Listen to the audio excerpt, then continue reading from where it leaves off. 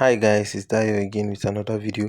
So today I'm going to be showing you how to paint Miles on Infinite Paint. So the first thing you're going to be doing is you're going to be adding a new layer under your sketch as usual. Then you're going to be selecting a brush.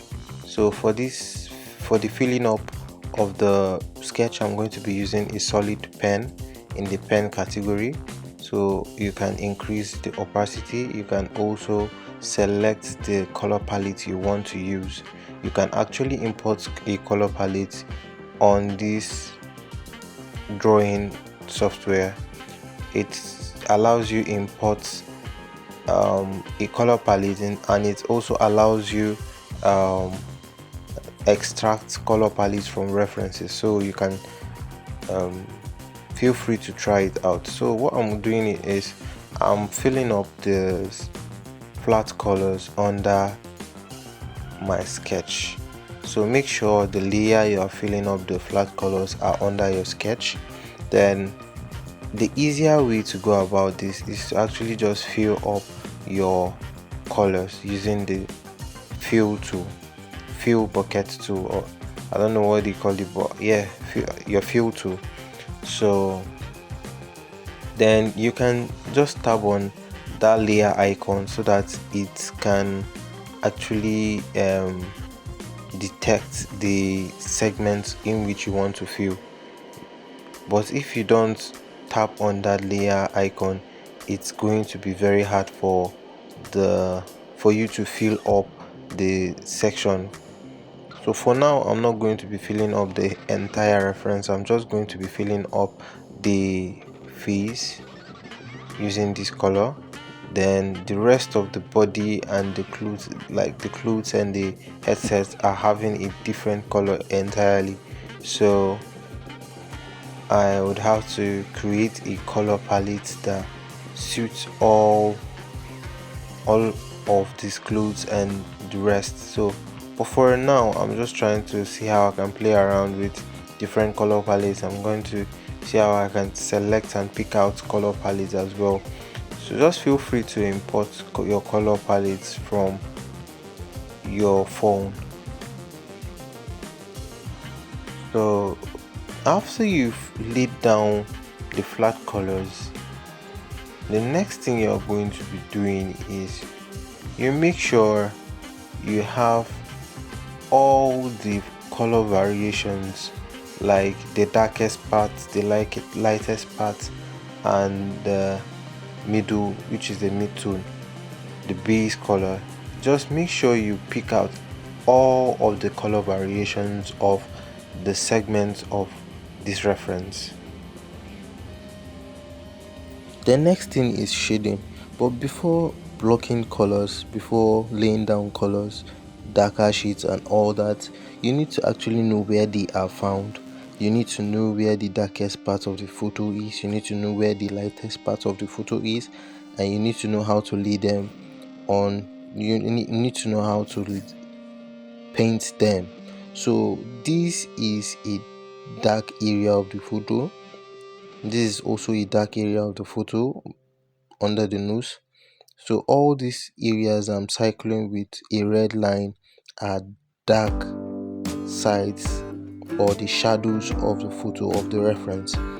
So if you're finding it hard to shade, that means you can actually detect where the shadows are and where the highlights are, and again you are having difficulty in your blending techniques. I've done several videos regarding to shading, identification of the shadows and the highlights and all that. I've done solid videos and in-depth videos regarding to that. So but I'm going to just be brushing over this. I'm going to be showing you where they are found, and I'm also going to be showing you how to block and paint hard shadows on your base color, how to lay down shadows on your base color, then blend them. So I'm all going to be showing you this, so just feel free to stick around and learn. So this area I'm cycling with a yellow line or a yellow color is our highlights. So all these areas are where our highlights are found. Highlights is the brightest part of the photo, which um, pops out, mostly pops out when light bounces on it. So this is just the result of light. The highlight is the result of light, and the shadows is a result of absence of light, so or low light. So just make sure you know what you're doing. Just make sure you can identify them on your reference, and you can replicate those shadows separately. So we are going to be adding a new layer for our shadows. I've already laid down a color palette that I will be using for this particular painting.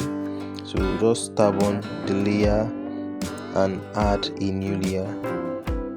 Just add a new layer. Make sure it's at the top of your base color.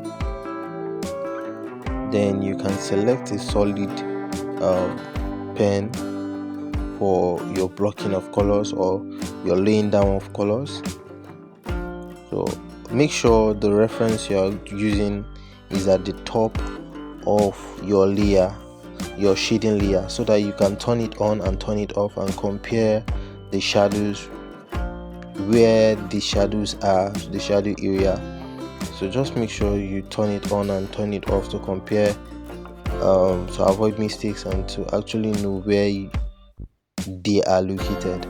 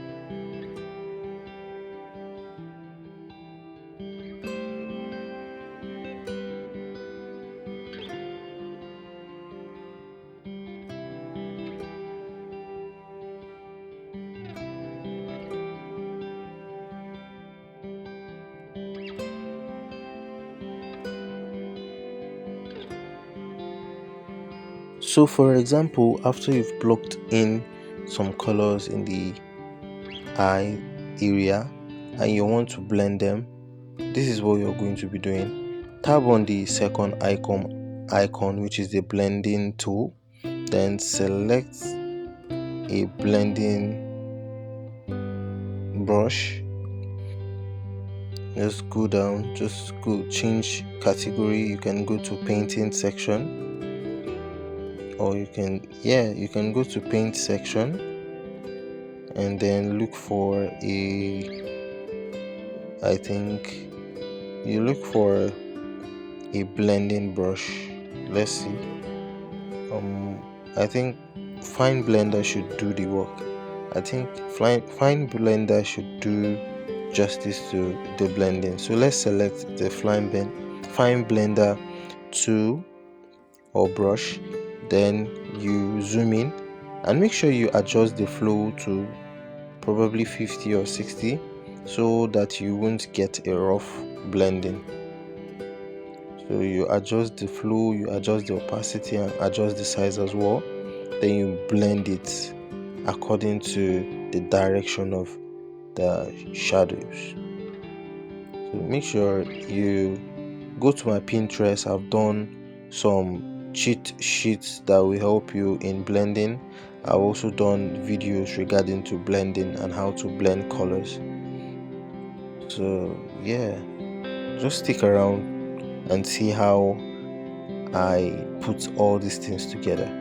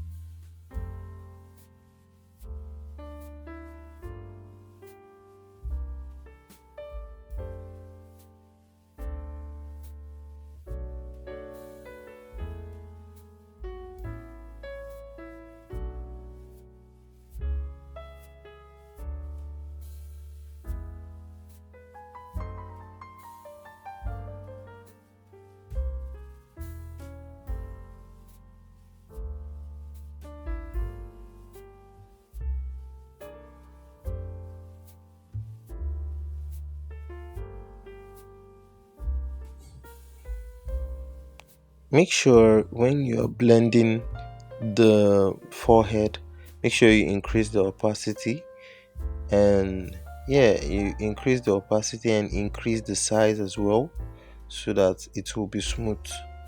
And yeah, if you have any question, feel free to drop it in the comment section.